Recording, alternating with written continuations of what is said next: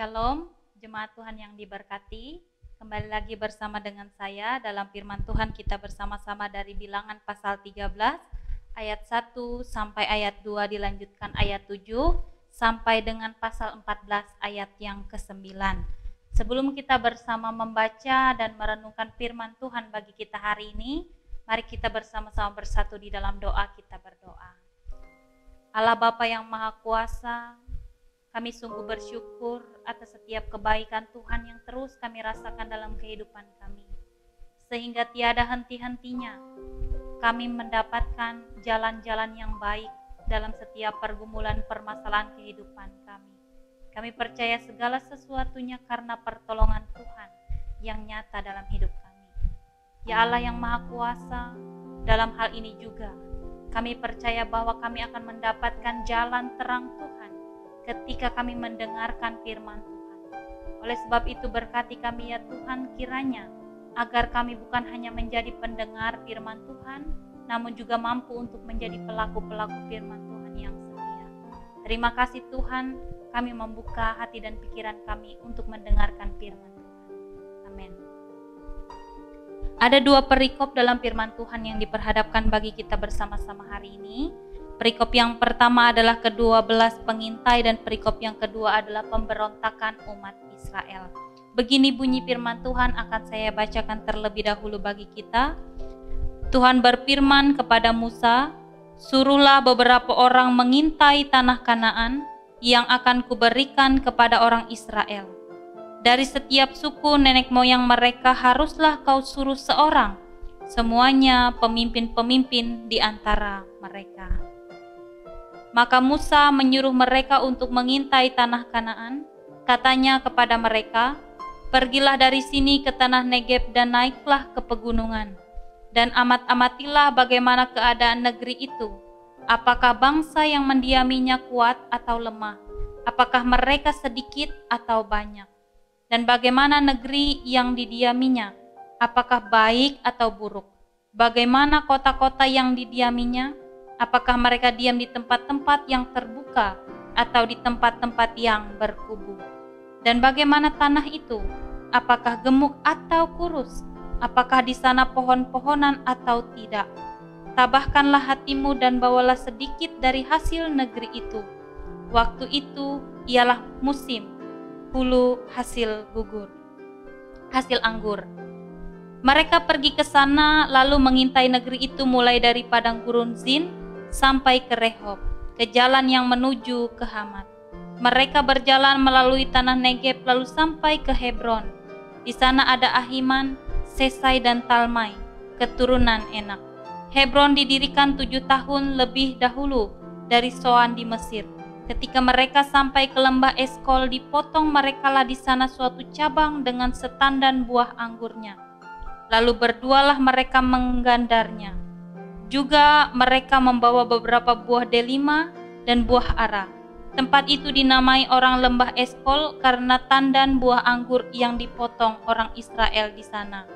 Sudah lewat 40 hari pulanglah mereka dari pengintaian negeri itu dan langsung datang kepada Musa, Harun dan segenap umat Israel di Kades, di padang gurun Paran. Mereka membawa pulang kabar kepada keduanya dan kepada segenap umat itu dan memperlihatkan kepada sekalian hasil negeri itu. Mereka menceritakan kepadanya, "Kami sudah masuk ke negeri kemana kau suruh kami, dan memang negeri itu berlimpah-limpah susu dan madunya. Dan inilah hasilnya, hanya bangsa yang diam di negeri itu, kuat-kuat dan kota-kotanya berkubu dan sangat besar. Juga keturunan Enak telah kami lihat di sana. Orang Amalek diam di tanah Negeb, orang Het, orang Yebus dan orang Amori diam di pegunungan. Orang Kanaan diam di sepanjang laut dan sepanjang tepi sungai Yordan." Kemudian Kaleb mencoba menenteramkan hati bangsa itu di hadapan Musa, katanya, "Tidak, kita akan maju dan menduduki negeri itu, sebab kita pasti akan mengalahkannya." Tetapi orang-orang yang pergi ke sana bersama-sama dengan dia berkata, "Kita tidak dapat maju menyerang bangsa itu, karena mereka lebih kuat daripada kita." Juga mereka menyampaikan kepada orang Israel kabar busuk tentang negeri yang diintai mereka, dengan berkata, Negeri yang telah kami lalui untuk diintai adalah suatu negeri yang memakan penduduknya. Dan semua orang yang kami lihat di sana adalah orang-orang yang tinggi-tinggi perawakannya. Juga kami lihat di sana orang raksasa, orang enak yang berasal dari orang-orang raksasa, dan kami lihat diri kami seperti belalang. Dan demikian juga mereka terhadap kami. Saya akan lanjutkan dengan ayat yang ke-9 dari pasal 14. Hanya janganlah memberontak kepada Tuhan, dan janganlah takut kepada bangsa negeri itu, sebab mereka akan kita telan habis. Yang melindungi mereka sudah meninggalkan mereka, sedang Tuhan menyertai kita, janganlah takut kepada mereka. Demikian bunyi firman Tuhan dalam nas yang diperhadapkan bagi kita. Nah, Bapak Ibu jemaat Tuhan, ada kalanya kehidupan menuntut kita jauh dengan Allah. Contohnya masalah pekerjaan. Kita bekerja dari Senin sampai Minggu, non-stop selama 1 minggu, artinya 7 hari. Nah, sedangkan dari 7 hari itu kita punya 1 hari sebagai hari kewajiban untuk orang Kristen beribadah. Nah, karena pekerjaan, terkadang kita lupa untuk beribadah hari Minggu, atau bahkan tidak sempat untuk beribadah hari Minggu. Itu yang pertama. Yang kedua, keadaan perekonomian kita yang sulit terkadang juga membuat kita jauh dari Tuhan. Semakin kita terhimpit, semakin kita sulit, semakin banyak pekerjaan yang kita tekuni, semakin kita tidak ada waktu untuk Tuhan. Nah, Bapak Ibu yang dikasihi Tuhan, dalam firman Tuhan hari ini tema yang saya angkat adalah tetaplah setia. 12 kepala dari masing-masing suku Israel telah melakukan pengintaian dengan baik.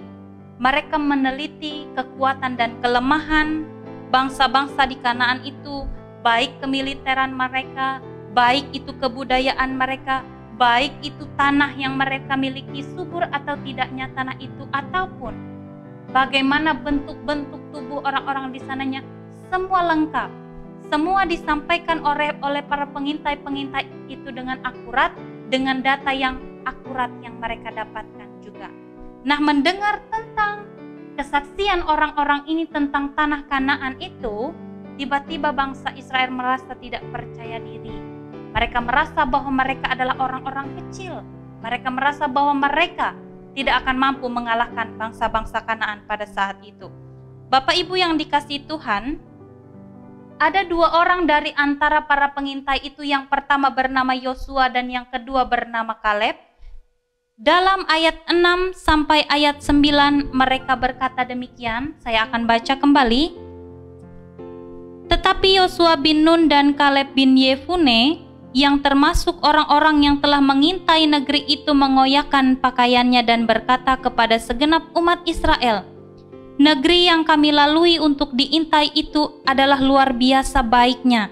Jika Tuhan berkenan kepada kita, maka Ia akan membawa kita masuk ke negeri itu, dan akan membiarkannya kepada kita suatu negeri yang berlimpah-limpah susu dan madunya. Hanya janganlah memberontak kepada Tuhan, dan janganlah takut kepada bangsa negeri itu, sebab mereka akan kita telan habis. Yang melindungi mereka sudah meninggalkan mereka, sedang Tuhan menyertai kita. Janganlah takut kepada mereka.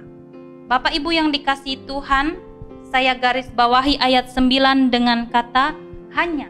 Janganlah memberontak kepada Tuhan. Bapak Ibu jemaat Tuhan yang diberkati, terkadang suatu masalah yang hebat dan besar dalam kehidupan kita menguji kesetiaan kita kepada Tuhan. Punya waktukah kita untuk Tuhan? Masih ingatkah kita kepada Tuhan? Yosua dan Kaleb dalam hal ini mengingatkan kepada kita bahwa janganlah kita memberontak kepada Tuhan. Dalam artian Bapak Ibu, kita sadar betul bahwa kehidupan yang kita miliki ini adalah pemberian Tuhan. Segala sesuatu yang kita miliki di dalam hidup ini pun adalah pemberian Tuhan. Ketika kita melupakan siapa yang memberikan pemberian itu, maka pada saat itu kita juga melupakan orang yang memberikan itu semua kepada kita. Bapak Ibu yang diberkati Tuhan, memberontak kepada Tuhan bukan hanya orang-orang yang melakukan kejahatan di luaran sana, tetapi kita yang melupakan kewajiban kita kepada Tuhan, juga kita adalah orang-orang yang memberontak kepada Tuhan. mari kita melihat diri kita sendiri. Kita tidak akan tahu bahwa kita mempunyai kesalahan kalau kita tidak mengkoreksi diri kita sendiri. Artinya mari kita mengkoreksi, mari kita introspeksi diri kita. Sudah setiakah kita kepada Tuhan sepanjang perjalanan kehidupan kita? Demikian firman Tuhan bagi kita. Tuhan Yesus memberkati kita dan mari kita bersama-sama bersatu di dalam doa. Kita berdoa. Terima kasih Tuhan Yesus atas firman yang boleh Tuhan sampaikan bagi kami hari ini melalui hamba-Mu ini. Meskipun itu sangat singkat dan terbatas ya Tuhan, kami percaya bahwa kami mendapatkan suatu pembelajaran penting dari firman Tuhan ini. Biarlah setiap pribadi kami diberkati ya Tuhan, sehingga kami dapat melakukan firman Tuhan. Sehingga firman Tuhan itu boleh bertumbuh, boleh berakar yang kuat di dalam hati setiap kami, bahkan berbuah yang lebat dalam kehidupan kami sehari-hari. Terima kasih Tuhan, berkati kami semua, jaga dan lindungi kami semua jemaat Tuhan. Biarlah kami dijauhkan dari segala mara bahaya, sakit, penyakit, sampar, wabah virus corona, wabah penyakit-penyakit yang lainnya yang mungkin saja mengganggu kesehatan kami, bahkan keselamatan kami. Kami percaya senantiasa perlindungan kami dalam tangan pengasihan Tuhan. Di dalam nama Tuhan Yesus, kami berdoa dan bersyukur. Amin.